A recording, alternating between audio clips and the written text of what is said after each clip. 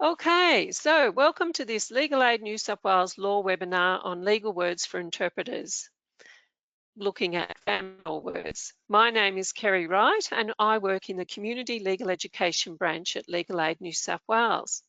I'm here today with Rebecca and Anna, who are family lawyers with Legal Aid New South Wales. Hi Rebecca, hi Anna. To begin, we would like to acknowledge the traditional owners of this land. We would also like to pay respect to the elders of this land, both past and present, and extend that respect to other Aboriginal and Torres Strait Islander people attending today or watching the recording. So the purpose of this webinar is to explore common words used in family law settings. This is our last Legal Words for Interpreters webinar for 2021. And you can view the recordings of this webinar as well as the other webinars we've done this year on crime and civil law words on the Legal Aid New South Wales YouTube channel. So before we start, Rebecca and Anna, do you want to introduce yourselves to our audience? Rebecca, do you want to go first? Thanks, Kerry. As Kerry mentioned, my name's Rebecca. I'm a family lawyer and I work in our Bankstown office of Legal Aid. So we use interpreters a lot with our clients, so it's great. So many of you are joining this training today. I normally represent parents in both family law and child protection proceedings, which we'll explain a bit later today. Thanks, Rebecca. Anna? Hi, I'm Anna. I'm also a lawyer in our Bankstown office. It's a pleasure to be here today. I have been working in family law for several years and I mostly represent children these days, although I have represented parents and still continue to do some of that. Great, thank you, Anna. Okay, the slide that's just come up has got a few notes just to remind people. First of all, that you'll get an email an hour after this after this webinar with links to resources.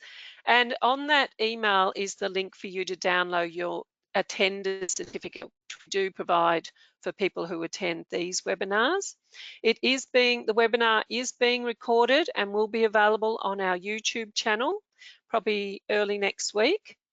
The words in the slides are attached as a handout to the webinar. So you'll see on your GoToWebinar control panel a little box that says handouts. There is one handout there. So if you download that, that's a Word version of the words that we're going to be covering today through the webinar. You can claim NAATI points for this webinar, but if you've got any questions about points, then you really need to speak to NAATI about that. So we're going to just find out a little bit about you. I'm going to launch a poll just to find out how much experience have you had in family law interpreting. Quite a lot, a little bit, none yet, but I'm interested. So I'm just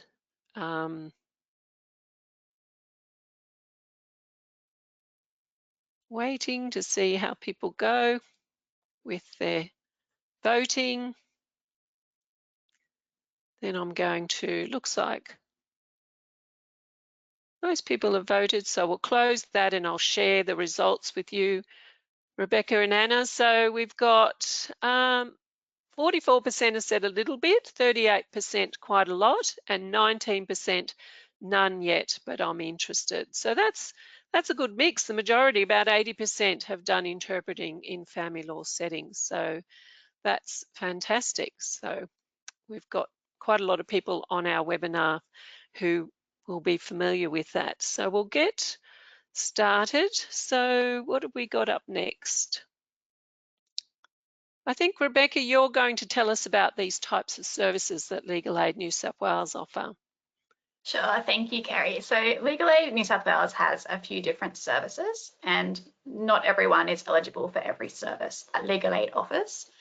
The first is our free legal advice service. So we run advice clinics in family law. We also run them in criminal law and in civil law as well. Most people are eligible to get free advice from us. These sessions are a one-off session. They're usually about 30 to 40 minutes with an interpreter where we get asked questions and can explain what the law says to our clients And we might also figure out if there's any further assistance legal aid can provide. If we do think they might be eligible for further assistance from legal aid, we might ask them to apply for legal aid, which basically means filling out an application form. At the moment, most of our advice services are over the telephone, and that's something we're looking to continue into the future. But occasionally there might also be face-to-face sessions as well. We also offer duty services at the court. So at the moment, this is also mainly over the telephone, but we often have lawyers set up at the different courts, including the Federal Circuit and Family Court of Australia, to help people if they might have court on that day. This is also a one-off service. In family law in particular, it might be if it's the person's first court date and they just need to ask the judge for some time to file their documents, we might be able to assist them by talking to the judge for them in court. Otherwise, we might just be able to give them some advice when they're at the court before they have to go in themselves. We also talk about doing minor assistance for a client. So this is, again, a one-off service, and it's when a client may not need ongoing help from legal aid because the issue might be able to be resolved simply, or it might be they're not eligible for ongoing representation, but we can still give them a little bit of help. So this sometimes might be writing a letter on behalf of the client to another party. It could be making a telephone call on their behalf to try and get some information for them. Or sometimes it might be helping them draft a court document. We often do it in divorce matters where they might need help with a simple court document, but they're not eligible for us to actually represent them. So those three services are our one-off services. If someone is eligible for us to help them more and to represent them, so that's case representation, when we can actually represent them in their case, then they have to pass certain tests, and we look at what their matter is about. We look at their financial situation, which is called our means test. So we're looking at what they earn and what they own to see if they fit under our financial limit. And we're also looking at if they've got a good chance of being successful in what they want, and that's called our merit test. So it's not automatic, you have to pass all of those tests to be given what is called a grant of legal aid. And that means that legal aid is going to pay a lawyer to help that person in their court case or in their mediation. And that lawyer will be able to represent them, to talk to the other party on their behalf. And if it is in court, to go to court, help them with their court documents and talk to the judge on their behalf. So that's a grant of legal aid and also case representation. The other word up there is family dispute resolution. So family dispute resolution, we'll talk more about it a little bit later as well, I think, but just generally it is compulsory in most family law matters to try and resolve things by agreement before going to court, and that's through family dispute resolution. Legal aid has its own separate section called our Family Dispute Resolution Department, and they organise mediations for people who are eligible for legal aid to attend to discuss their matters and try to keep it out of court.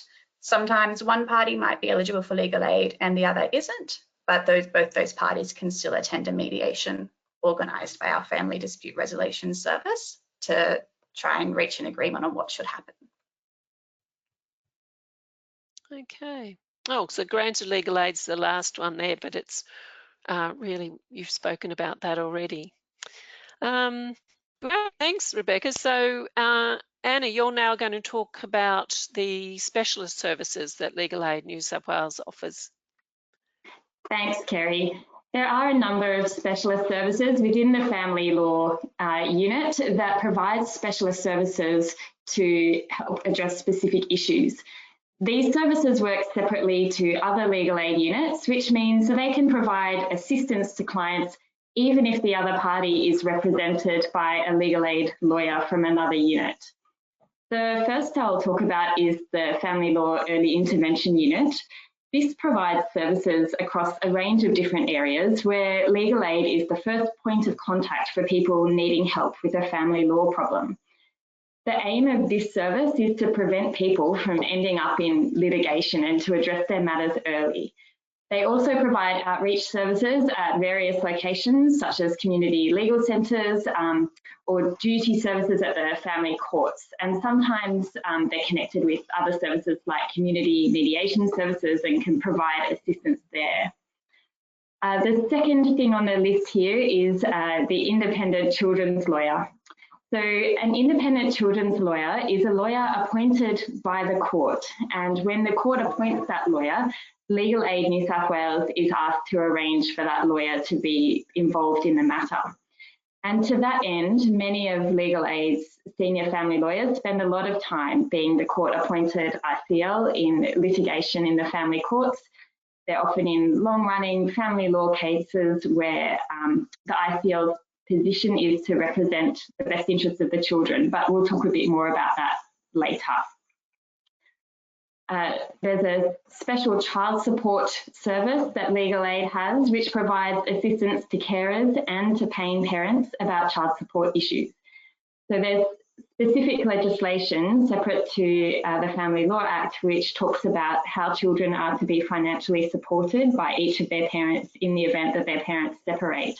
And so these specialist lawyers will provide advice about that niche area of law.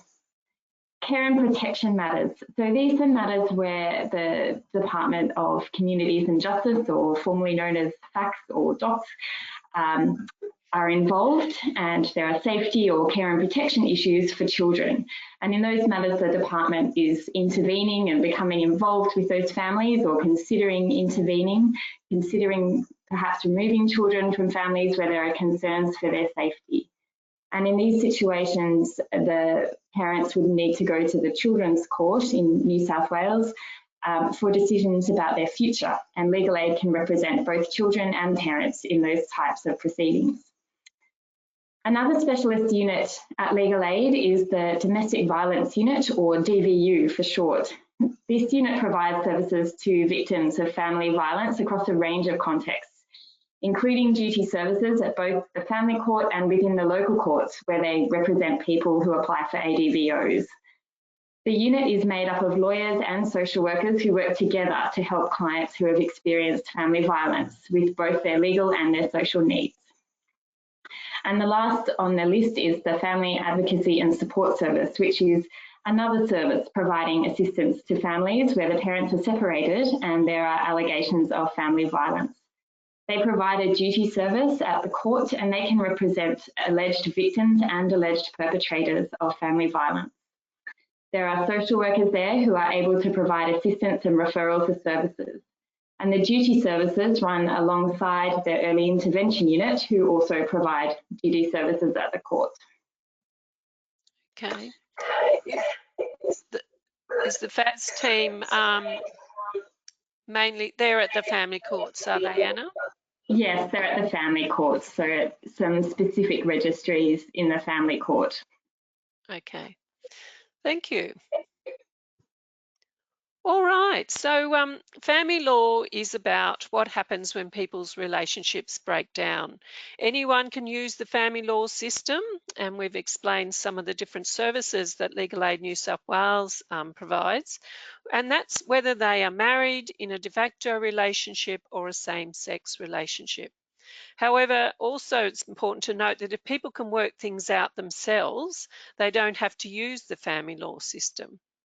So what we're going to cover today is words that are used in family law situations, and these are the types of things that we'll be looking at: marriage, separation and divorce, parenting issues, property issues, child support and maintenance, family dispute resolution, domestic family violence and AVOs, care and protection, courts and court orders.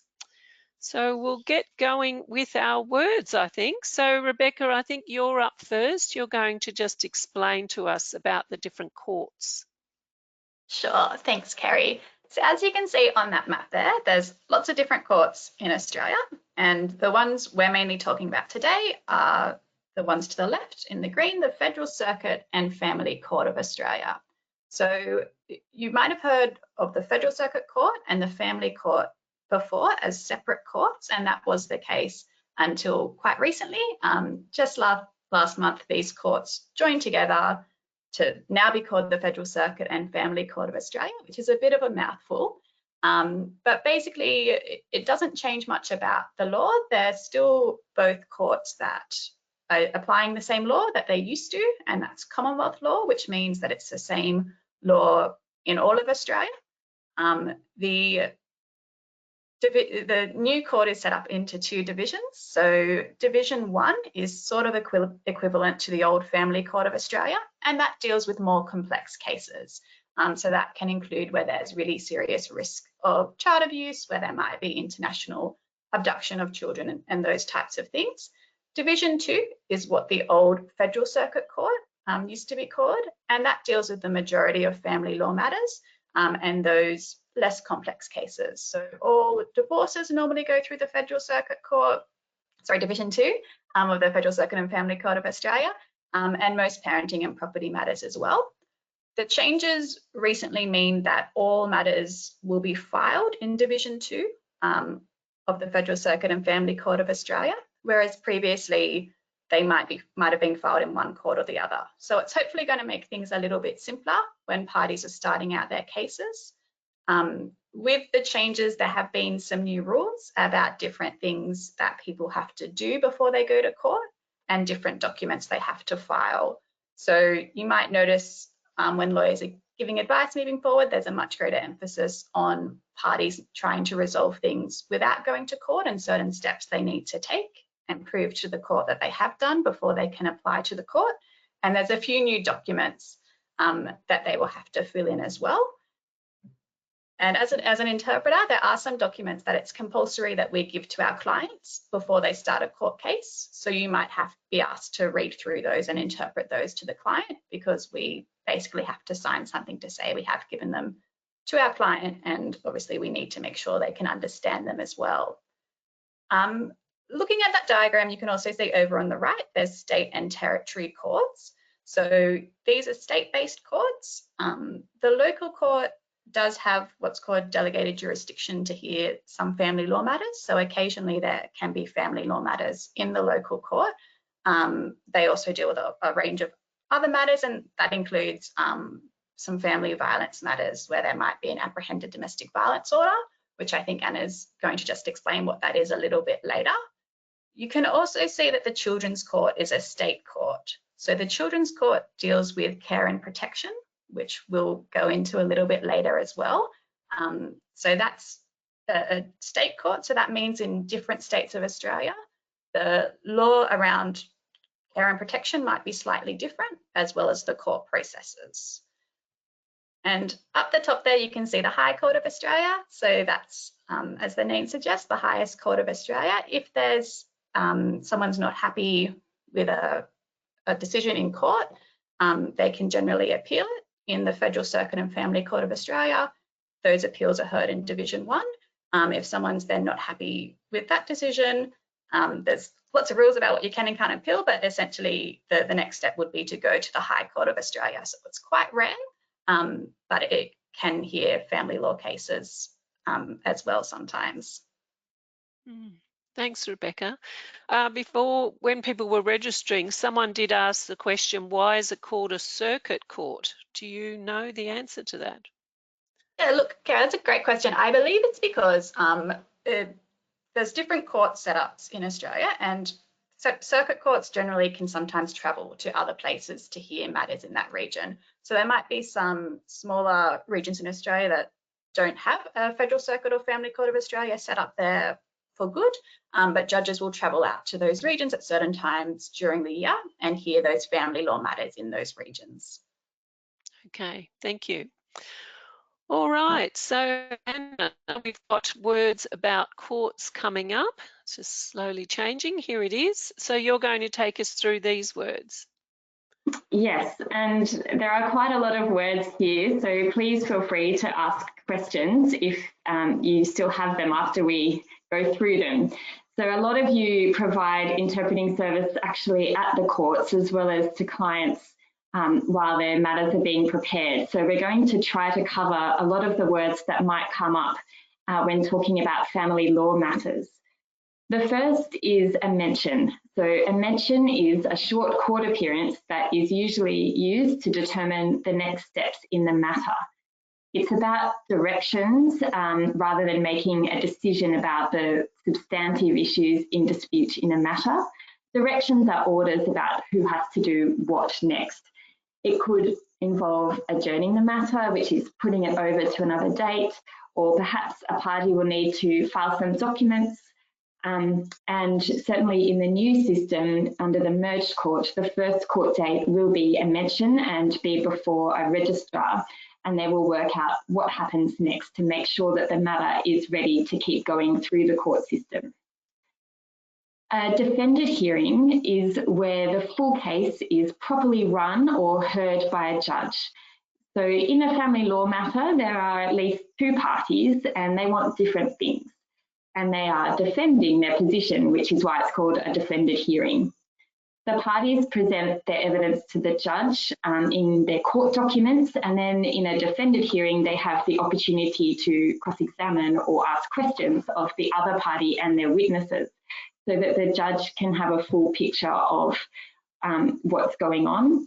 And the judge would then make a decision which concludes the matter on a final basis.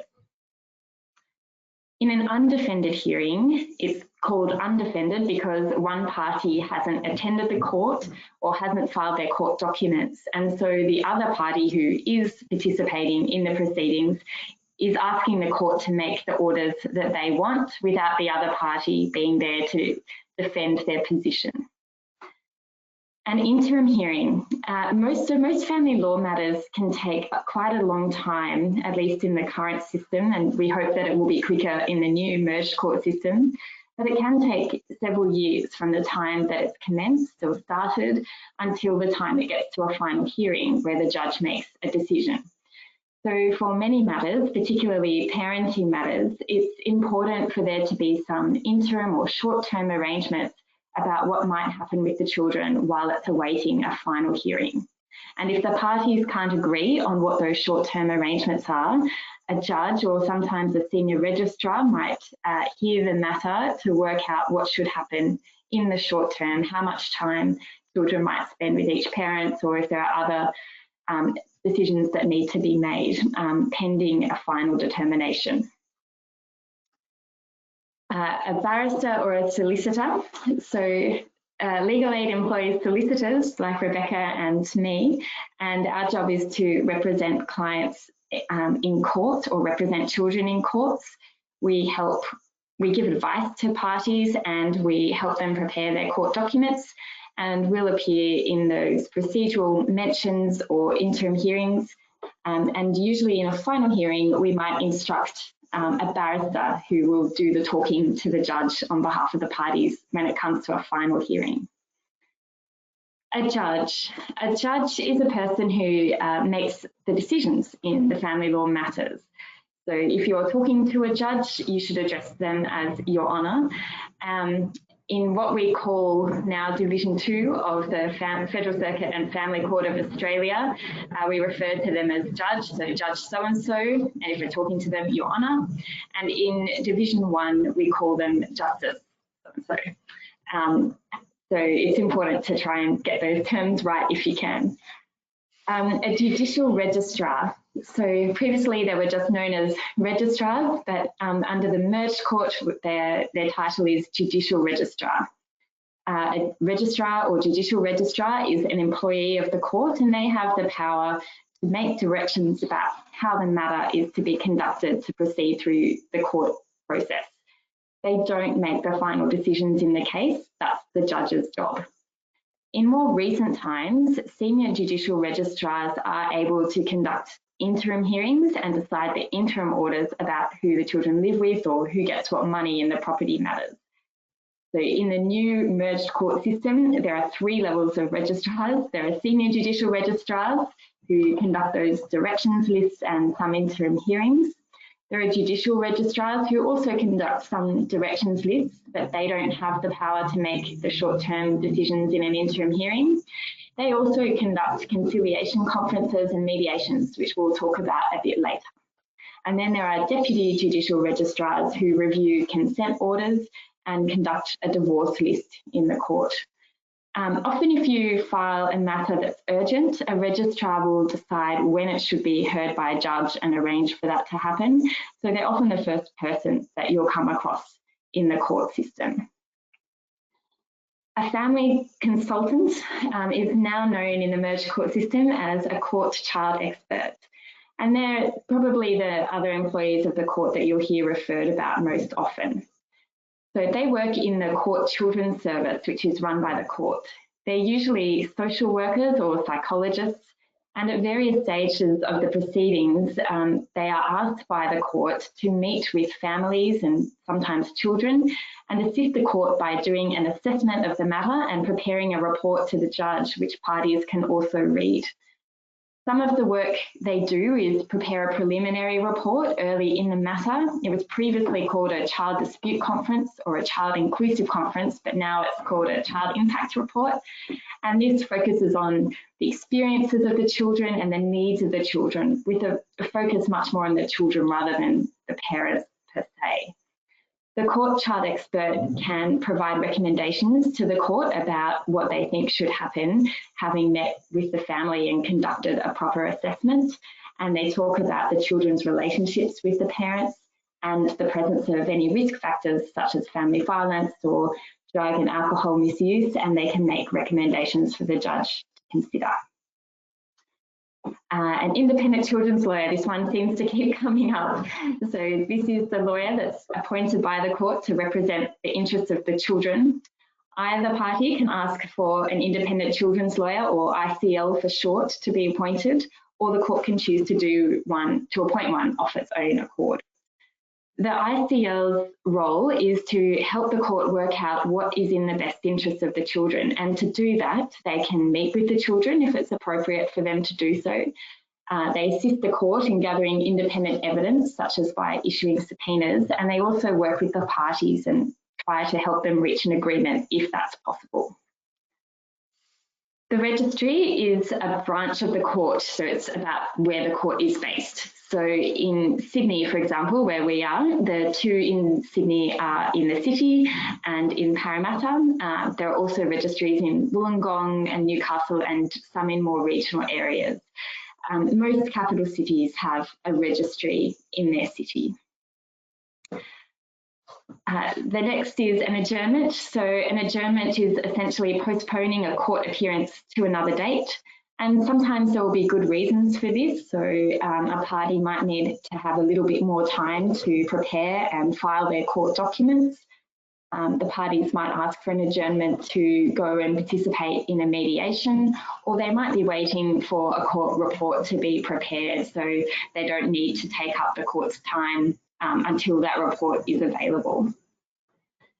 An appeal and leave to appeal. So as Rebecca said earlier, if a party isn't happy with the orders that are made by a court, either on an interim basis or on a final basis, if there is an error of law, they can ask the court to re-look at the matter, and it's called an appeal.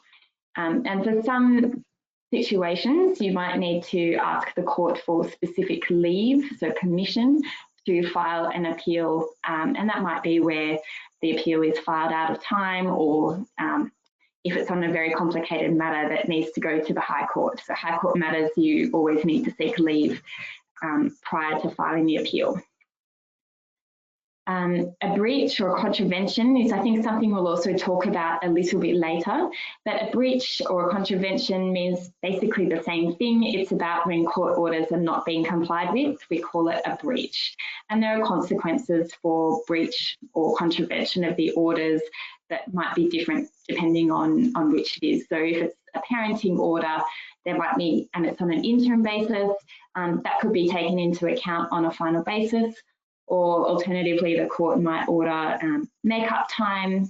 There can also be financial penalties and even jail penalties, but that's quite rare.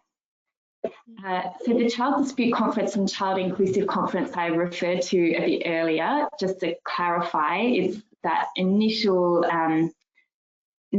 stage, that preliminary report that a family consultant or now a court child expert might do. In the old form child dispute conference, it was a matter where the family consultant would meet with the parents. A child inclusive conference, the family consultant would meet with the parents and the children separately. But as I said, these days they're doing a child impact report, which is a little bit more comprehensive, I think, and will really focus on the children's needs. But at this stage, it's still quite early in the proceedings, so we're all waiting to see what these reports might look like once they're done. And the last on this list is cross-examination. So cross-examination only occurs in a final hearing because it's quite a lengthy process. And it's the way that evidence can be properly tested. So each party in a court proceedings and any witness that they ask to be part of their case will prepare an affidavit, a written document, and the other parties can ask them questions about what they said in their affidavit to test whether they've really told the truth, or to say, well, I think it's this, which is different to what you think happened. And the judge uses the evidence that is produced under cross-examination together with the written evidence when they're coming to their decision about what will happen in the future. Okay, thanks, Anna. So next slide coming up is words about documents. So Rebecca, you're going to take us through those. Thank you, Kerry. And we'll start off with affidavit, which Anna just mentioned. So as Anna said, an affidavit is a written document that contains a party's evidence in written form. So this should be factual information. It should be about what this person has seen, heard, or observed. And the document is basically a chance for them to tell their side of the story about what's happened to their family and to set out their evidence that they say supports their case based on the orders they're asking the judge to make. These documents and an affidavit has to be signed in front of an authorised person, which is a lawyer, such as myself or Anna, or a justice of the peace, and it needs to be sworn or affirmed to be true. So both those words have the same legal effect. If you're swearing or affirming an affidavit, swearing is basically if someone believes in God or wants to swear to God or their religion that the affidavit is true. Affirming is them just saying and declaring that it is true themselves. So as an interpreter, you might be asked to, we call it to interpret that oath that the lawyer or justice of peace has to administer to confirm that everything in there is true. So the party can then sign it, and that's telling the court that everything is true in that document. And as Anna said, they can then ask questions. Be asked questions about that document in the future in the court proceedings. Now, a statutory declaration, it's similar to an affidavit in terms that it's also a written statement declaring what it says is the truth. We don't use them so much in family law. So in the family law court system, it's affidavits that need to be filed. Statutory declarations can be used, I think, with lots of government services.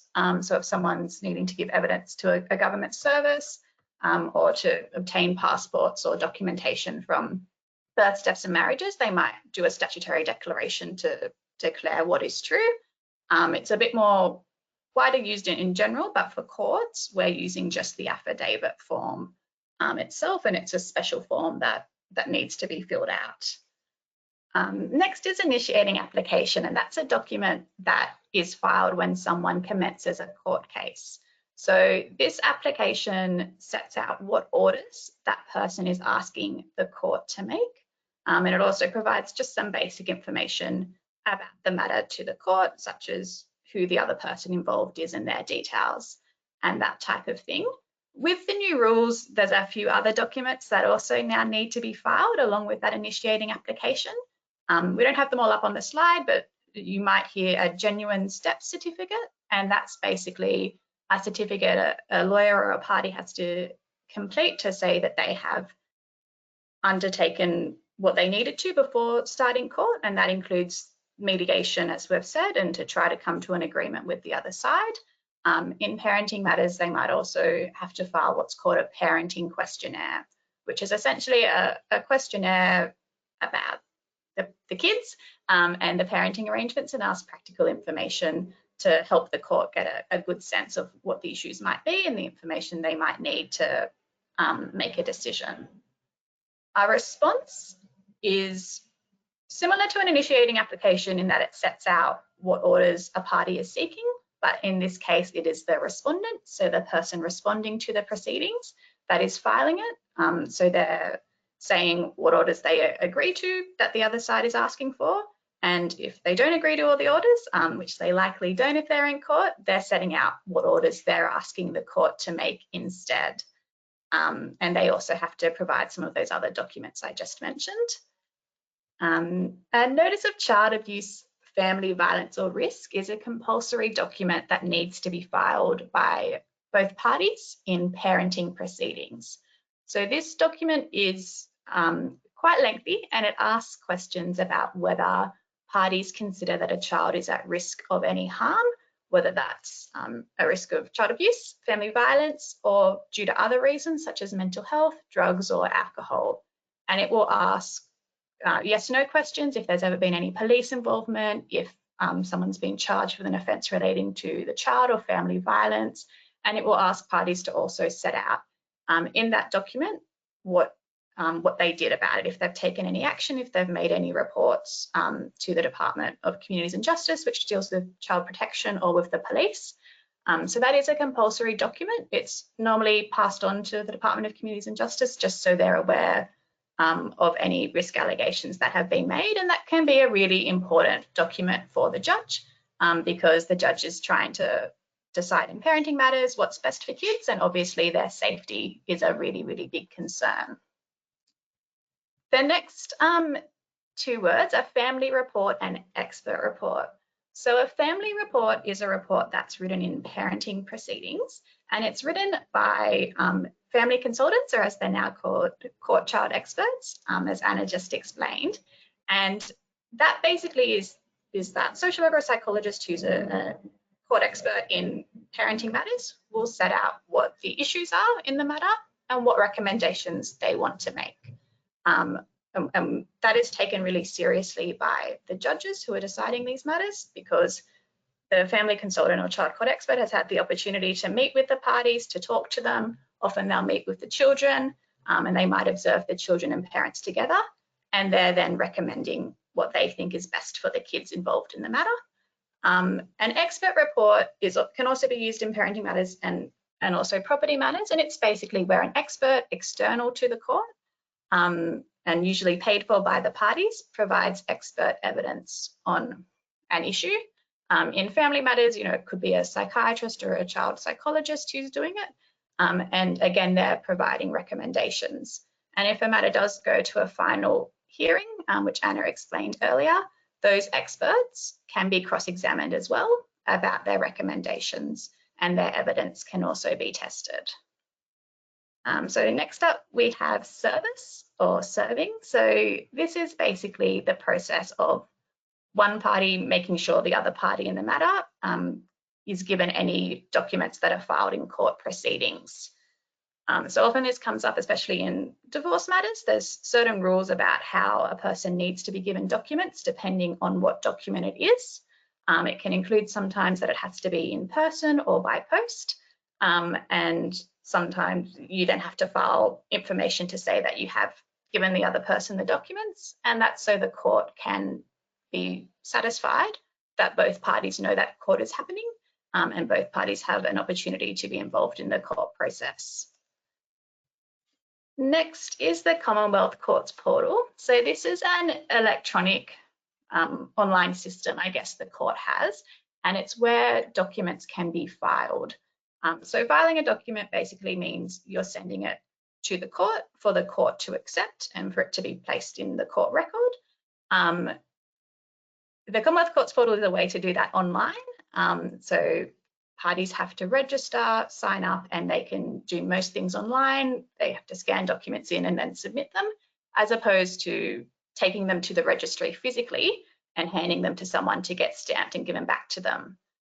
So at the moment with the pandemic, most things are happening on the Commonwealth Courts portal or online, and especially with divorces, they're mainly done through the portal instead of in person.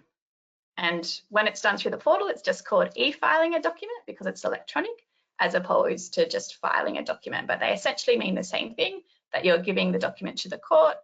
The court will check it's, filled in, you've dotted your I's and crossed your T's, and you sometimes have to pay a fee. And if it's accepted, they will stamp it, give it back to you, and that's when you have to arrange for it to be served on the other party.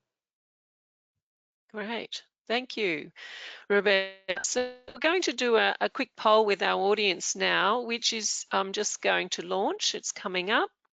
So we just want people to tell us what are some of the main areas of family law work at Legal Aid New South Wales based on what we've just talked about.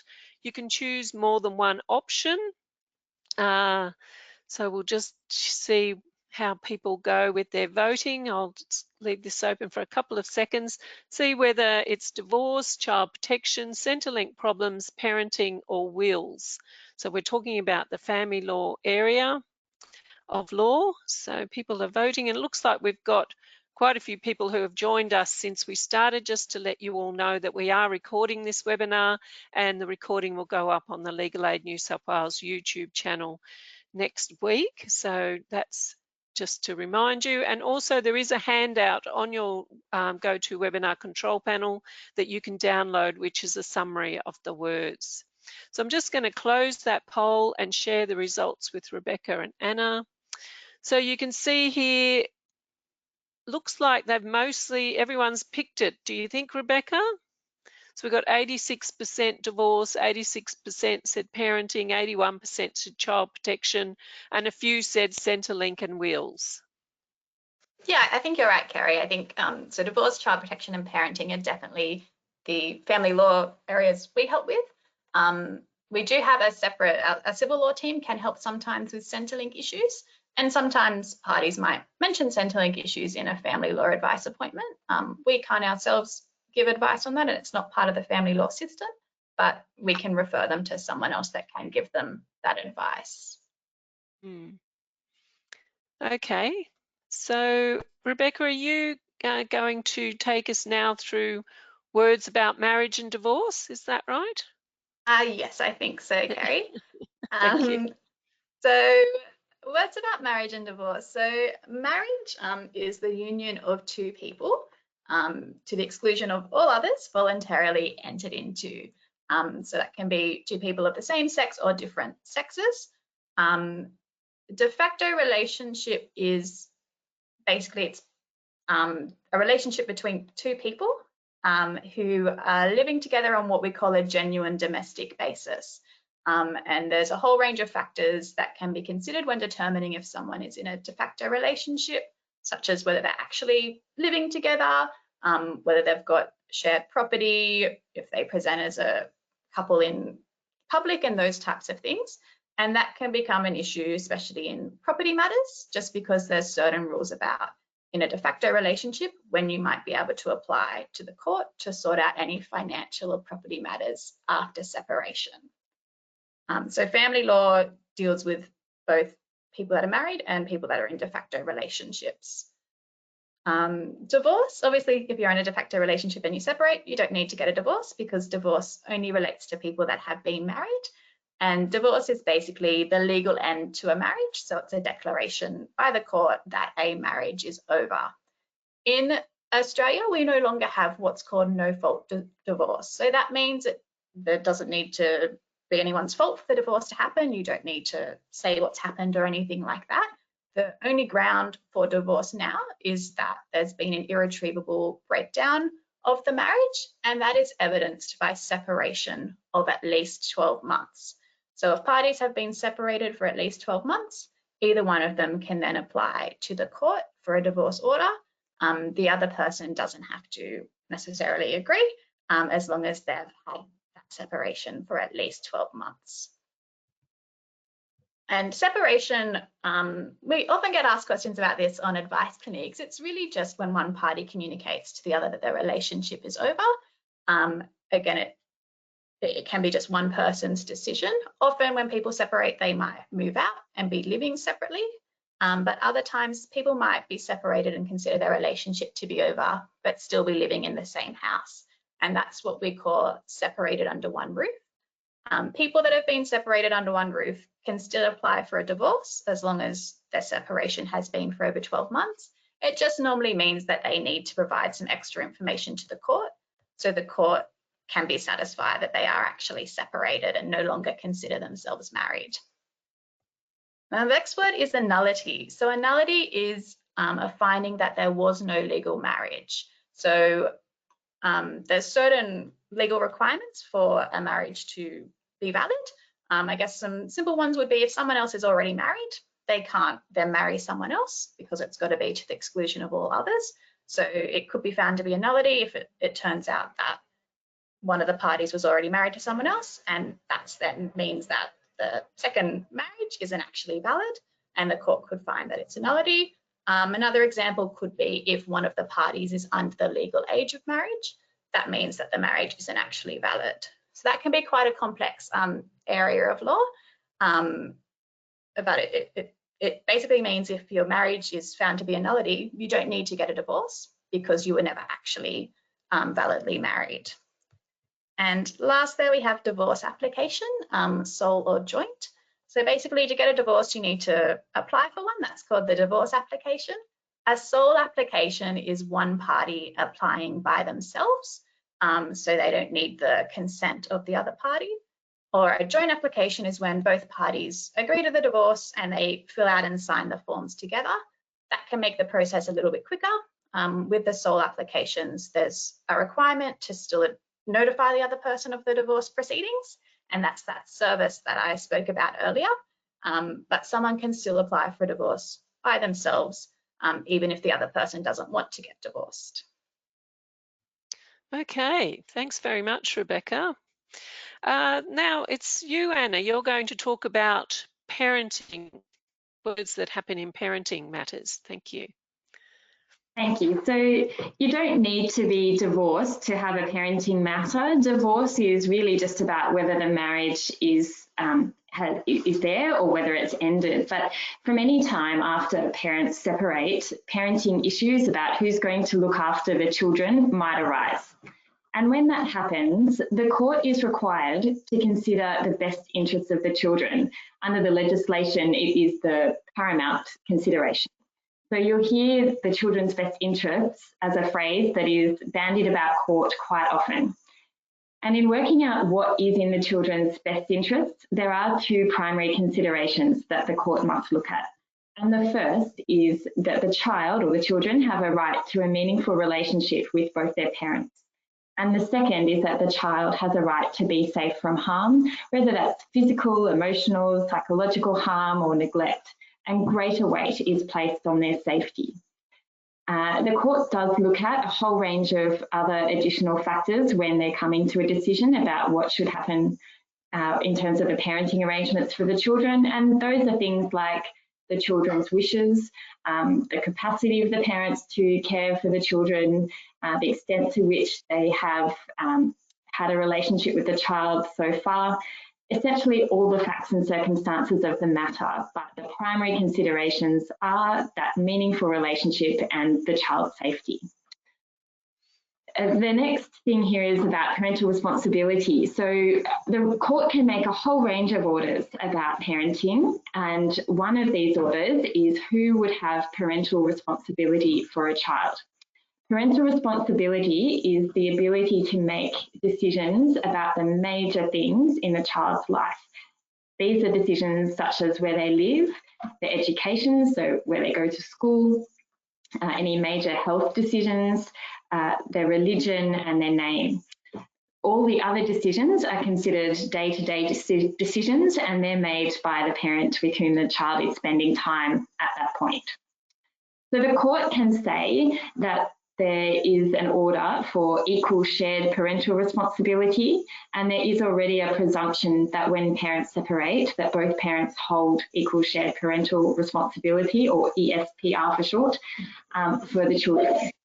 So unless the court makes an order otherwise, there is that presumption there, but often in final orders, they'll also say whether or not the parents hold equal shared parental responsibility. And equal shared parental responsibility requires the parents to talk to each other, to consult with each other when it comes to working out those long-term decisions. So if there's a question about school, the parties are required to consult with each other about which school they'll send the child to. An order for sole parental responsibility is where the court decides that one parent or a grandparent can be the person who makes those decisions without the need to consult the other parent. And this is to the exclusion of anyone else. They may be required to tell them what their decision is or even ask for their opinion beforehand, but they are the ones who make those decisions about the children. Often it happens in matters where the parents really cannot talk to each other at all, or in matters where there is quite significant family violence such that it would be inappropriate to require a parent to go and ask the perpetrator of that family violence for their permission to or their consent to those decisions. Interim orders, so these are any orders that are made during the course of proceedings before the final orders are made. Sometimes they're procedural orders about filing documents or adjourning the matter, and sometimes they're orders made for who will spend what time with the children before that final decision is made. And final orders are exactly that. They're orders that are made either by consent during the proceedings, or final orders are made by a judge after a final hearing, and they are valid from the date they're made until the children are 18 years of age. And they remain in place unless parents agree to change them or a court is asked to vary them, which they only do under certain circumstances. And usually there must be a significant change to require the court to change the orders. So some of the orders that a court really looks at in terms of parenting is where the children are going to be. And I think you might understand them in the old terminology as custody and access. We don't use those words anymore. We use the terms lives with, so who the child or children primarily live with. So, you know, in terms of 14 nights in a fortnight is how the court always thinks about it. We think about who has 8 nights or more a fortnight, and that's the parent that a child lives with. And the other parent is the parent that the child or children spend time with, and it could be, you know, anywhere up to 6 nights. Sometimes, of course, there's equal time where it's a week about arrangement or 7 nights, a fortnight each. So there are a variety of arrangements in terms of parenting orders. There's no set requirement under the Family Law Act about how much time a child spends with each of their parents. It's always considered on a case-by-case basis. However, there are some presumptions that are applied in terms of making sure that that meaningful relationship can be there if it's safe. Other orders that a court might make in terms of parenting are who a child communicates with and when. So a child can communicate with their parents by phone or electronic means or video calls. The court might order how frequently a parent can call their child, how they'll call their child and speak to them. It might be set times, or it might be liberal free communication. It might be calling the child directly on their own phone if they're old enough to have one, or it might be doing it through another parent or even through another service. So supervised time or supervision. So sometimes when safety concerns about children are raised, the court looks at how those concerns might be addressed so that that meaningful relationship that a child should have with their parents can be facilitated. And this is where supervision and supervised contact centres really come into play. So the court can make orders that a parent's time with a child or their children be supervised by another person or by a professional service such as a supervised contact centre, so that the supervisor can make sure that the children are safe and they would end the time of that parent with the child if the child wasn't safe and protected. So a supervisor would need to be present during the whole period that the parent is spending time with the child. And if it's by a contact centre, the contact centres would prepare reports that are available following each visit to say what happened in each visit, was the child safe, any concerns for future visits. The supervisors at contact centres can also address those concerns with the parents, and they might say, you know, next time please don't let the child jump off furniture or something like that. Those reports can be used in the court proceedings and subpoenaed, and they can be quite useful evidence in parenting proceedings to see how that parent's relationship with the child is going. And it can really be helpful, independent, real-time evidence about what's going on. Other orders that can be made to help protect children essentially are what we call injunctions or restraints. And these are usually made to address issues that arise during the course of the proceedings. So you might have a restraint on one or both parents to not drink alcohol to excess, to not use illicit drugs, to not use physical discipline on the children. So these types of orders restrict a parent's behaviour to address the concerns that are raised through the proceedings.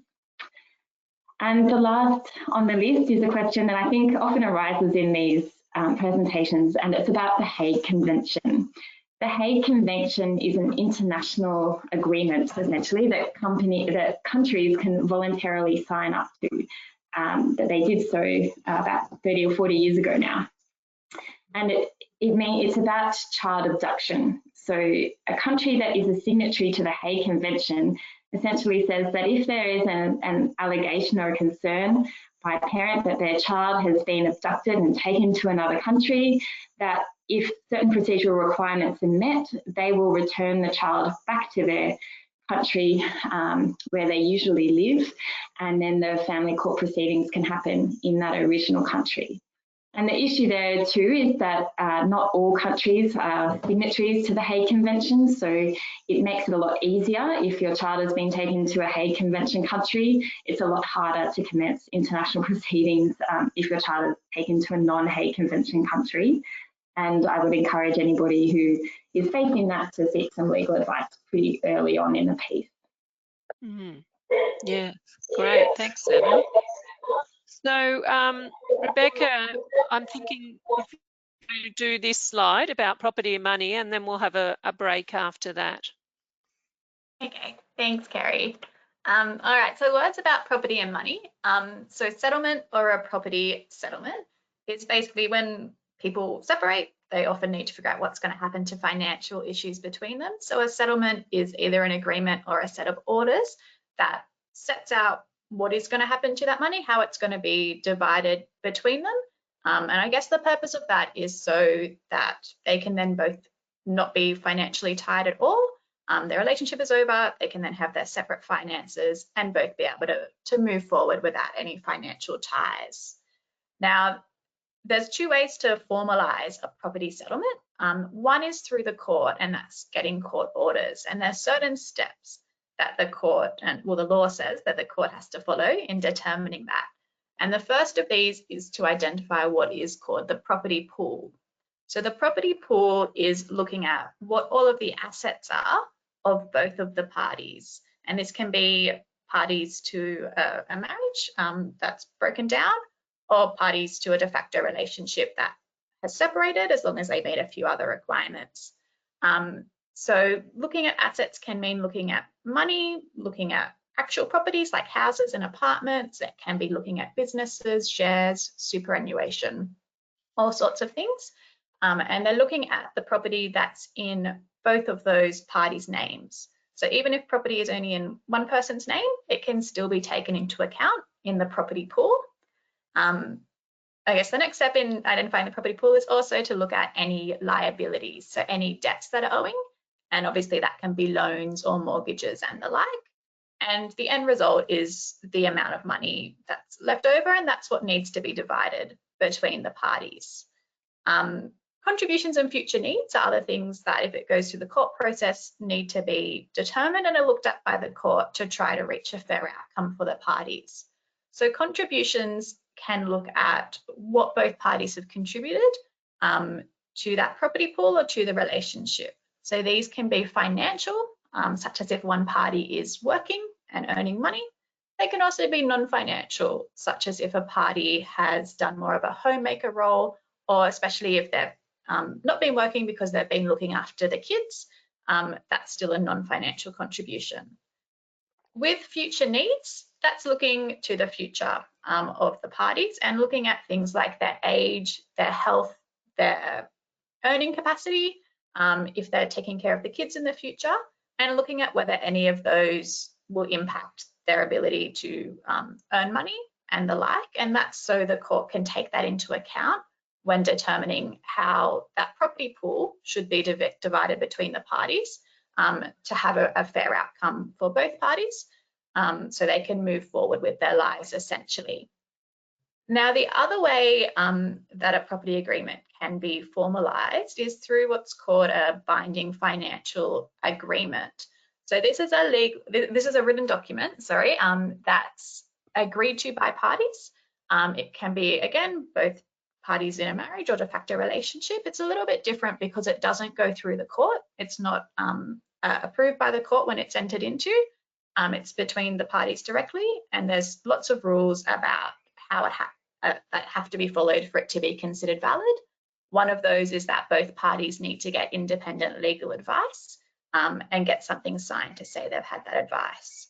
A really big difference between a binding financial agreement and the court is that the court deals with matters after separation or after a breakdown of marriage, whereas a binding financial agreement can be entered into before people get married. So you might hear it called a prenup in America, and I guess this is our equivalent. It can also be entered into during a relationship and set out what the parties agree should happen if they separate. And it can also be entered into after the end of a relationship. So that's a really important legal agreement. And it can also end up in court in the future if one party says the other party hasn't followed the agreement. The court will then have to figure out if it was validly entered into or not and make that decision. The next word we have on the slide is a caveat. So this is a notice that is put on the state land title service, which basically stops anyone from dealing with a property. So that means they can't sell it or borrow more money on it. This can come up where you might have two parties and one party owns a property that's in their sole name. The other party could put this notice, this caveat, on the property, which basically says, hold on, nothing should be done to this property because I have an interest in it, and we need to sort out what we're doing with our financial or property settlement before this person's allowed to do anything with the property. It's a complex area of law because there are cost implications if you put one on when you shouldn't, and it doesn't always come up in family law matters because there can be other orders we can seek through the family law system itself, but it is something that is sometimes used to essentially stop another party to sell or do anything to a property that's in their sole name while the family law property settlement process is being worked out. Child support is money that one parent pays to the other parent for the support of a child, so it's a financial obligation, and legally they have to pay this money if they're seeing the child or not. In Australia, it's worked out through a formula which looks at the age of the child, it looks at how often the child is in the care of each parent, and it also takes into account the income of each parent. So it's then calculated and it will say which parent has to pay the other parent what, and that's done through the child support agency. There are review processes through the child support agency, but sometimes it can then end up in the court in the future. If it does end up in court, it is still through the Federal Circuit and Family Court of Australia, but it's under slightly different legislation than other family law proceedings. It's got its own set of legislation specific to that. So child support normally lasts until kids are 18. Adult child maintenance is when a parent may need to pay money for the support of a child after that child turns 18. This is normally in two situations. One is where that child may still be dependent on their parents due to education. So if a child turns 18, well, they're still in their last year of high school, They might be able to ask for adult child maintenance until they finish their studies, or sometimes when a child might be at university, even though they're over the age of 18. The other situation is when they may be financially dependent still because they have a disability, and that may be when one parent still pays the other parent sort of financial support for that child, even though they're now legally an adult. Spouse maintenance, this is when one party may be told to or agree to pay the other party money for the support of the other party themselves. So it's not about children anymore. It's not automatic in Australia. You might have heard it referred to on American TV shows as alimony or something similar. It's only in limited situations where a spousal maintenance order might be made, and often that's where there's a really big disparity that's really uneven in the earning capacity of two parties or the income they receive. And it basically looks at whether parties can support themselves and what standard of living, and looks at then whether the other party might have the capacity to pay them some money and whether that order should be made. And that's dealt with in the same, that can be dealt with in the same property settlement proceedings by the court as well. And lastly, we have conciliation conference. So this is a stage of court proceedings. It's a meeting between the parties with a judicial registrar from the court, and it's to try and help them resolve their matter through agreement. Even though they're already in the court process, they can still resolve things by agreement and enter into consent orders. So I guess it's similar, it's like a mediation, but it's for property and it's through the court with someone employed by the court there to help facilitate the discussion and try to help people reach that agreement about their property matters. Great, thanks Rebecca. There is a question here.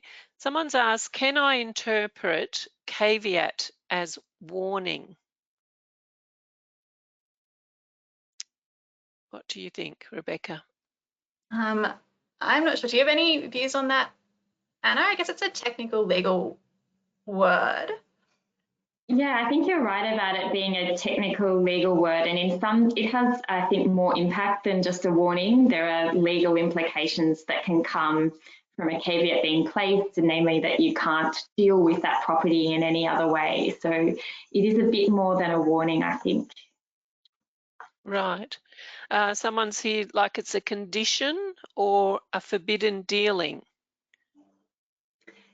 Yeah, it's a bit like a, it's something that is placed on the title to say that you can't deal with this property in any other way, and you won't be allowed to deal with it. So it is like a warning, I suppose, on the title, but it's more enforceable than a warning, and until that caveat is removed, no one is able to deal with that property. You can't transfer it to somebody else, you can't sell it, you can't place a mortgage. So there are quite significant implications there. Okay, good. Well, thank you for clarifying that. We're on to this slide about family dispute resolution. And is that you, Anna, you're going to talk about this? It is. Thanks, Kerry. Thank you. So family dispute resolution is a mediation process essentially that deals with family law matters. So a family dispute resolution conference is a mediation conference essentially. So parents are required to go through a mediation conference process prior to commencing parenting proceedings in particular, unless there is significant family violence or urgency, in which case a party can get exemption from that requirement. Mediation is a confidential process which allows parties to put all options on the table without worrying that it will come back to hurt them in the context of the court proceedings. It gives them the freedom to discuss all the ideas and options that might be open without worrying about what will happen later on. And so when there's a mediation, everybody who's present in the mediation will be required to sign a confidentiality agreement, and that includes the interpreters who are involved. At a mediation, there is a mediator who is also called an FDR, which is Family Dispute Resolution Practitioner, or FDRP, and that mediator's job, or the FDR practitioner's job is to run or chair the mediation. Their role is to be impartial. They don't make decisions, but they help the parties to work out what the options are, to discuss the pros and cons of all the options, and to facilitate the discussions. And they have a special accreditation to be a mediator. There are a couple of different types of mediation, and the model that we use in legal aid mediations are lawyer-assisted mediations.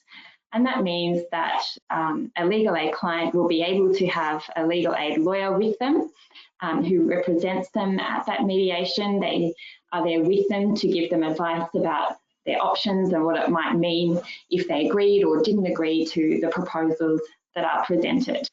There are many other organisations that do family law mediations or family dispute resolution conferences, but a lot of them don't have lawyers present with the parties.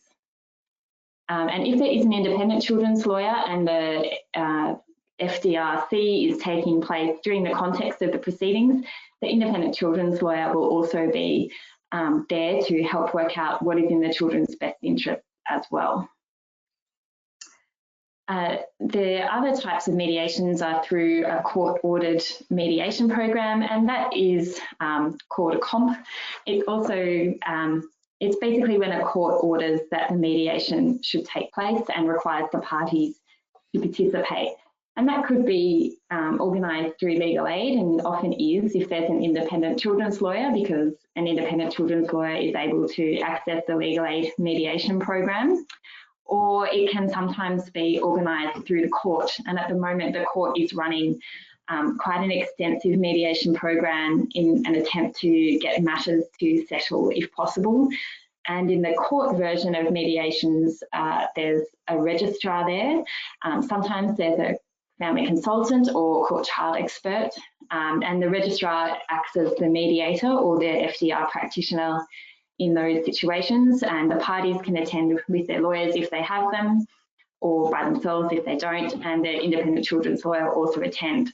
But the idea of mediation is to encourage the parties to reach their own agreement, take control of the way their matter is going to go, rather than have a decision imposed upon them by a judge.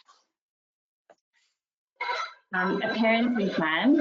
So if the mediation takes place before proceedings are commenced, or sometimes after final orders are in place, an agreement reached at a mediation can be formalised by way of a parenting plan.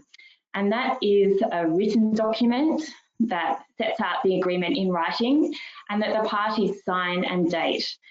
It is, however, not a court order, and so it's not enforceable in the way that court orders are enforceable, and there aren't the same consequences that are attracted if the agreement isn't complied with. However, courts look at what the parenting plans are if the matter ends up back before the court, and it does take into consideration what was agreed and whether or not the parties complied.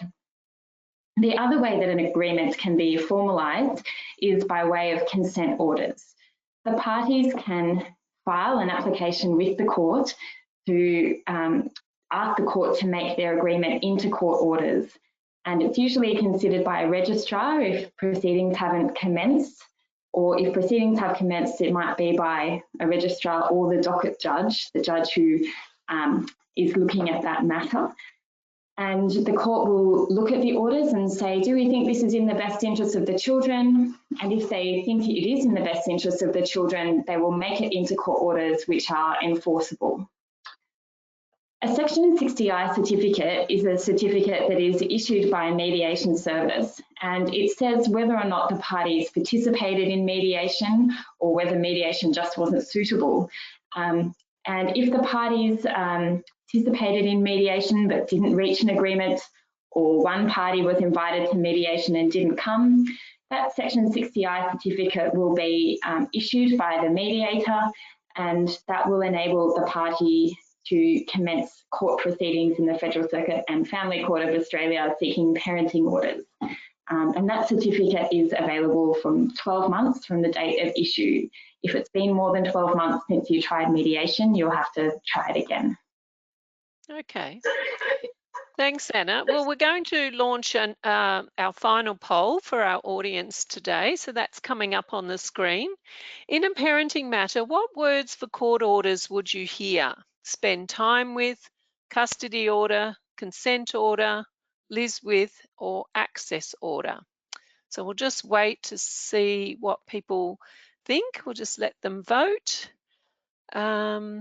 So welcome back, everyone, for the second part of our webinar. Looks like quite a few people. You can obviously choose more than one option because there's quite a few of these words that you would hear in family law matters. And then we'll get Anna to confirm whether you chose the right options or not. Okay, so I think the majority of people have voted. So what I will do is close that poll, given that we've got time restraints, and share that poll. So Anna, you can see here the results. So 74% said spend time with, 38% custody order, 69% consent order, 69% lives with order, and 41% access order. Are there any of those words that we don't hear in the family law matters now? Yeah, so I think most people are on the right track. So the orders that we talk about in the court at the moment are consent orders, which is an agreement between the parties that the court says that's a great agreement, we'll make those into orders. The court also talks about the parent with whom a child lives and the parent with whom a child spends time with. We don't use the terms custody and access order anymore, but it can still be helpful to think of a live with order being perhaps a custody order and an access order being a spend time with order, if that helps you to understand which is which. Okay. All right, well, we'll get up now. We've got our slide, which is about words about domestic violence. So is that you, Anna? Are you continuing on with this one? Again. Okay, Yeah. great, thank you. Okay, so domestic and family violence, they're essentially interchangeable terms talking about violence that happens in the context of relationships with people with whom you're in a relationship with or family members. But I think family violence is a bit more of an inclusive term and it talks about violence between other family members, perhaps, that you might not be in a relationship with as a partner. So usually in the Family Law Act, it talks about family violence, and there's a specific definition about what could constitute family violence in the Family Law Act. Domestic violence is a term that is used more often in the state legislation and in the state context. So you'll hear about ADVOs being apprehended domestic violence orders because they still use the word domestic rather than family violence. About ADVOs, we might move on to that.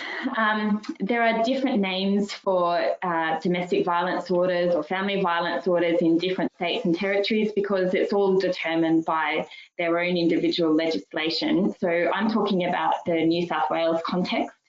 An apprehended domestic violence order, or ADVO, is an order that can be made by under state law in the local courts. And it's an order to protect a person who has been the victim of assault or harm.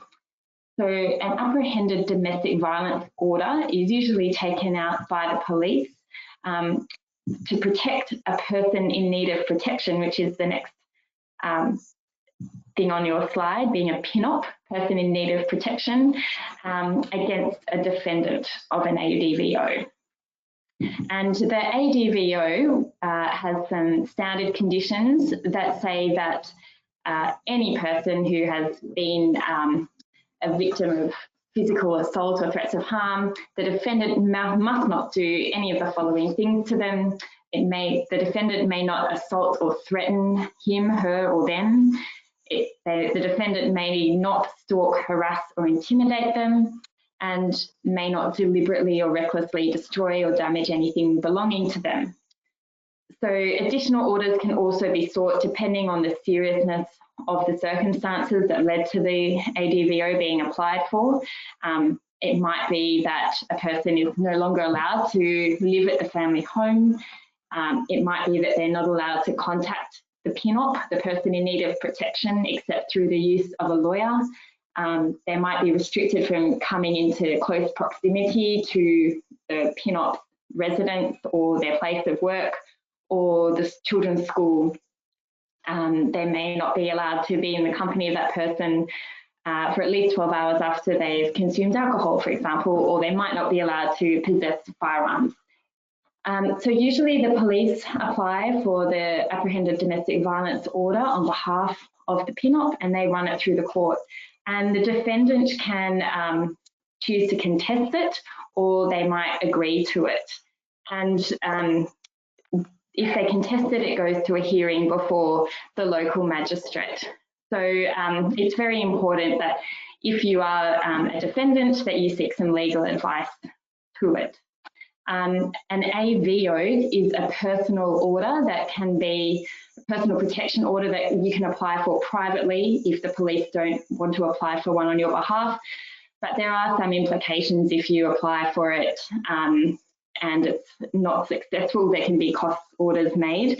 So it's really important to seek some legal advice about that one as well. An ADVO is an order that can be in place for a period of about 6 months to 2 years, depending on what the court says. It can be made by consent, which is a quicker process as well. The ADVO is probably a more protective order than perhaps the family court order that might protect a parent. So if there are family law proceedings, it's really important to consider the restrictions that the ADVO places. It's not, it may prevent the way that parties can communicate with each other and may require a party to have a lawyer to talk to the other party through. It may also have implications on the time that a parent can spend with children. And it's important to acknowledge that if there is a difference between what the family court says a parent can do in terms of spending time with their child and what the ADVO might say, that that is sorted out and that it's noted in the family court orders that it's inconsistent with an ADVO that's been applied for. So it's something that really needs to be considered when there are court proceedings on foot. The other thing to say is that a PNOP, that person in need of protection, it might be one person or it could be several. So you might often find in family law matters that it's a parent and one or all of their children in need of protection, or it might just be the parent. The conditions of an ADVO are those ones that we've discussed. So there's those set conditions, but there might also be those additional, more restrictive conditions about time they can spend with their children or communicating only through a lawyer that are quite relevant to family law proceedings. And a breach of an ADVO. So it's not a criminal thing it's not a criminal charge to have an ADVO, although there may be associated charges. But a breach of an ADVO is a criminal matter. And if you do something that the ADVO does not permit you to do, then you can be arrested and it's a criminal offence and the fines or jail terms might apply. So very, very important to make sure that parties understand what the ADVO says they can and can't do, and to make sure that they know not to breach it and to address it through the legal processes before considering anything that might constitute a breach, so they don't end up getting into further trouble. Thank you. All right, so I'm bringing up our next slide, which is about child protection. So Rebecca, you're going to talk to these words? Yeah, thank you, Kerry. So far we've mainly been talking about family law, and child protection or care and protection is actually a bit of a separate area of law than family law, though as family lawyers and legal aid, we deal with both areas. The big differences are, firstly, care and protection law is state-based, and so some of the words I'm talking about today are specific to New South Wales. Each state has their own system and their own different words that they use, but essentially it's the same area of law. The second is that in family law proceedings that we have been talking about with children, the family law system is when the parents or other important adults in their life can't agree on what's best for the children. In care and protection law, it's when the government has actually got involved in these children's lives because they're concerned that the children are at significant risk of harm. So in New South Wales, the government department that has responsibility for child protection matters is called the Department of Communities and Justice, or DCJ for short. Lots of people know it by its old names, so docs or facts. So you might hear some different names being thrown about. And as I said, care and protection is basically the area of law which deals with when that government department is getting involved in children's lives when they're at risk of harm. Mandatory reporters are there's certain professions where, such as teachers and doctors, where if those people think a child is at risk of harm, they are legally obligated to make a report to the Department of Communities and Justice about those concerns. And that report goes to the Department of Communities and Justice and they decide whether they need to take any action. And so certain professions have that obligation, others like us as lawyers, we don't. So significant risk of harm is where the department considers that a child is, as the phrase says, at significant risk of harm. So this can be for a variety of reasons. It can be where there has been child abuse, including physical abuse or sexual assault. It can be where there's been exposure to family violence. It can be because of neglect, and it can be because there may be drug or alcohol issues with the parents or really serious mental health concerns. And there's just concerns that these children aren't in a safe situation or their needs aren't able to be met in the environment that they're in. Now, when the department gets these reports, they often will try and work with families and do early intervention programs. They might link them up with services. They might assign a caseworker that goes and tries to support the families to try and change the situation the child is in to keep them safe. But in really serious situations, the department might make a decision to remove a child from the care of their parents or the other family members they might be living with. So when that happens, the department then has to start court proceedings, and these are in the children's court. So both parents will be told about the proceedings and can be a party to the proceedings, and it's then really up to the court to go through the child protection law and decide ultimately whether it's safe for these children to be returned to their parents or not. So it's a really lengthy process, and it's a really interesting topic. We're just going to go through a few key areas of that today. The next word we have is a care plan. And so if a matter has gone to court and it's got to the stage where the magistrate has to decide what is best for this child in the long term, the care plan is a document that's filed by the department that sets out what the department's views and recommendations are. It's quite a lengthy document. It goes through what the child protection concerns were that led to the removal of the children. It goes through what steps the parents have taken to address those concerns, and it sets out ultimately what the department is recommending for the long-term well-being of the child or the children. And that includes, is the department still going to be involved in their life moving forward? Can they safely be returned to their parents? And if they can't, who's going to be making decisions about them? Where are they going to be living? How much contact they'll have with their parents if they're not able to be returned to their care, and any conditions on that contact. And also if there's any important cultural considerations, the care plan also addresses how they're going to be met. So it's basically a plan for how the child's going to be looked after until they're 18. In some cases, that plan might recommend that the child remain in the care of the minister. So when a child is in the care of a minister, that can be while the court proceedings are going on, or that can be if final orders are made saying that the minister has what's called parental responsibility.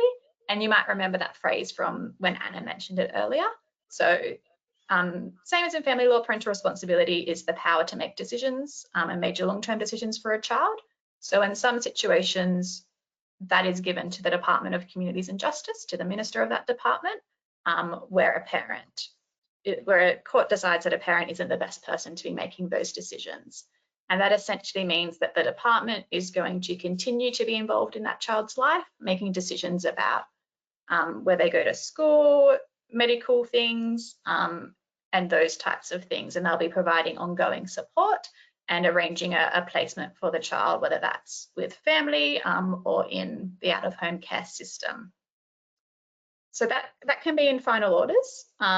What a Section 90 is, that actually refers to a section in the relevant parent protection law in in New South Wales, where someone wants to change a previous final order that has been made by the Children's Court. So in a lot of cases, the court may have decided that children can't be returned to their parents. They make final orders. Those orders then last until the child is 18, unless someone comes back and asks the court to change the orders, and the court agrees that it's best for the kids that those orders do be changed. So bringing a Section 90 is bringing an application for the court to change those previous orders that have been made. And it comes up a lot with clients who have had their kids removed, final orders have been made, they've worked on the child protection concerns, they're now in a better place and they want to go back to court and ask for their kids to be returned to them. It's a really complex area of law because there's lots of things for the court to consider, especially has there been a big change in circumstances? Have the child protection concerns being addressed? Where has the child been? And what did those final orders say? And is the child stable in those arrangements? So there's really a lot of things to consider before going back to court. But in some cases, the department might support a parent bringing a Section 90 application and might actually bring one on that parent's behalf if they think this parent has now worked on things, the child should be returned to them. Or other times, the department might bring a Section 90 themselves if there were orders for the child to remain in the care of the department, but they've decided that the placement they're in now, that maybe the family members who the child is placed with should actually have that parental responsibility themselves, so the department no longer has to be involved in that child's life if it's safe for the child that they don't need that intervention any longer. Okay. A Section 86 contact mediation, again, that's referring to a section of the care and protection legislation in Australia. That's basically a mediation where parents can talk about their contact concerns with their children, where Children's Court orders have been made. So at the end of Children's Court proceedings, if kids aren't returned to their parents, the department does have to set out what contact arrangements are going to be between parents and their children. And sometimes, for whatever reasons, those fall through, or sometimes parents in the future want more contact with their children instead, or want to ask that their contact conditions change. So it might be a move from their time having to be supervised to having to be unsupervised. So a Section 86 contact mediation is a mediation set up specifically to talk about those contact issues. Legal Aid runs them. They normally involve the parents, the department, the caseworkers who might be directly involved with the child. Normally there are lawyers for the children there as well. So there can be a lawyer who is similar to an independent children's lawyer in family law proceedings for children under 12, who says what they think is best for the kids. But also in care and protection proceedings, if a child is over 12, they actually get their own lawyer who tells the court exactly what they want, and that's called a direct legal representative. So they can be involved in this contact mediation to try to resolve any contact issues that have arisen about a parent's contact with their children after they've had Children's Court orders made. A guardianship order is a type of order that the Children's Court can make, and it's again about parental responsibility. So some cases, a child may be placed, with a family member or the like, and an order may be made appointing that person as the child's guardian. And what that means is that the department is no longer involved, and that person themselves has that parental responsibility for the child. So it can happen in situations where parents can't be returned to their children, but there's another appropriate family member who the department and the court is satisfied is going to look after that child well, but also be able to deal with all of those other issues that come up, such as contact. So there's no longer a need for the department to be involved. And sometimes that can be an order that the department or a carer may seek in bringing that Section 90 to get orders changed in the future. If a child's been with a certain carer or family members for a few years, they might want to go back to court to get the department taken out of the picture, I guess, so they have that sole parental responsibility themselves. And likewise, adoption. So adoption isn't actually through the Children's Court, it's through the Supreme Court in New South Wales, which is also a state-based court. And adoption is essentially where the proposed adoptive parents are asking the court to legally be recognised as the parents of that child or the children instead of their biological parents. So they're separate court proceedings that has to be done by a court order, and it's basically changing the legal status of who that child's parents are. So Legal Aid can also assist with that. If you're doing an advice clinic for us, you might hear that spoken about. But that's court proceedings through the Supreme Court, and it's a completely separate area of law, I guess, but it's still something that we can deal with in our family law advice clinics and offer ongoing help with if someone is eligible for legal aid. Okay, thanks, Rebecca. Someone has asked a question, care of the minister, does that mean foster care? Yeah, so that can mean foster care. Essentially, if a child's in the care of the minister or the department is deciding where that child is placed. Sometimes the minister may decide a child is placed with a family member, but the minister still retains the decision-making responsibilities for that child, or other times the minister may decide that it is a foster care or out-of-home care placement. But the minister is still the person making the big decisions for that child and has the legal parental responsibility status. Okay, thank you. All right, well, now we're going to have a look at some I'm just looking to see if there's any other actual questions. There is one question, but I'll just quickly, we'll go through these few slides and then I'll ask that question. So this slide coming up is about the LawAccess New South Wales Legal Dictionary, which we'll provide a link to in the email that follows the webinar. So LawAccess New South Wales is I guess the one-stop shop for getting legal information and referral in New South Wales, and the legal dictionary is available on their website. So that's a good place to find words that are about legal words. There's also another slide coming up here. Macquarie University in Australia has a dictionary online about family law words. So that's another link that we provided in the email that follows the webinar, and how to find the Macquarie University resource, which has family law words on it. And another website that we're sending a link to is the Best for Kids website. So this is a Legal Aid New South Wales resource, which has videos and information for children as well as parents around a whole range of family law issues when families separate, also care and protection like Rebecca was just talking about, and apprehended violence orders and family violence that Anna was talking about, as well as some resources specifically for young people about law for everyday life and being street smart, so dealing with the police.